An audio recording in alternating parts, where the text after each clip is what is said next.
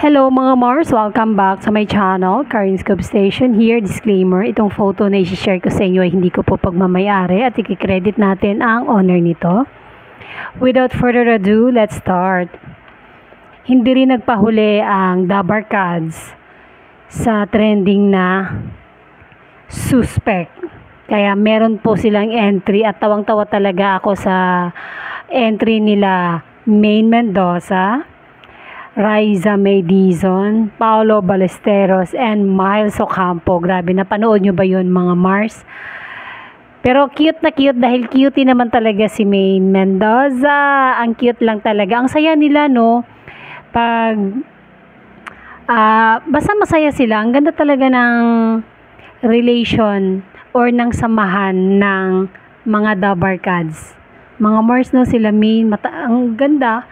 Tapos tawang-tawa talaga ako dahil yung huli, si Raisa ay mahilig daw sa AFAM. Kaya pag sa segment nga doon na, sa isang segment nila, yung parang bawal ang judgmental, basta AFAM nga daw, present si Raisa.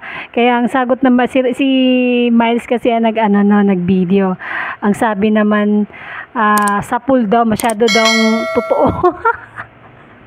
Tawang-tawa ako.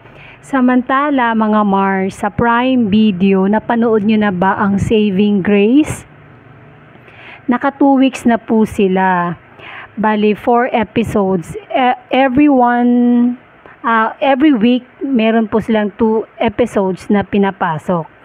Nako, mga Mars, kung hindi pa, manood po kayo ng Saving Grace. Dahil kukurot sa puso nyo ang seryeng ito. Although adaptation na lang po ito, pero ang galing ng bata dito mga Mars. Si Grace, ang galing niya. Ang galing niyang umarte, ang galing niyang umiyak at ang ganda niya. Hindi siya nagpapahuli sa aktingan kina Julia Montes. Mga Mars, dahil ang galing ng batang ito. Siya na ba ang bagong child wonder? Ang galing niya talaga. Grabe kung umiyak, hikbi po talaga. Si Zia Grace, mga Mars, ay 5 years old pa lang daw siya, ay nag-start na siya ng mag-talent ng mga commercials.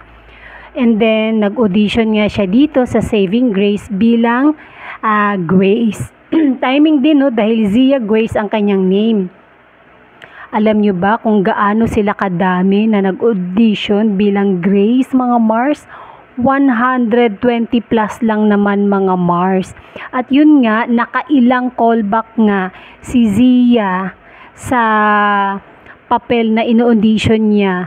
At yun, nakuha din niya sa huli. Tuluyan niyang nakuha ang papel na Grace.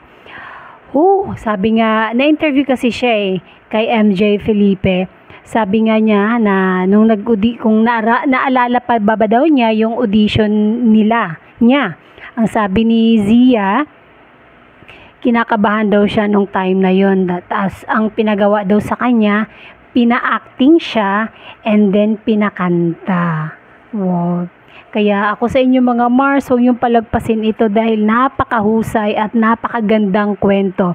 Ang iba pang mga artista dito mga Mars, bukod kay Julia Montes, Sharon Cuneta, Jenica Garcia, and then Sam Milby, and marami pa pong iba. Ang ganda ng kwento mga Mars. Every Thursday po ito, may bago silang episode.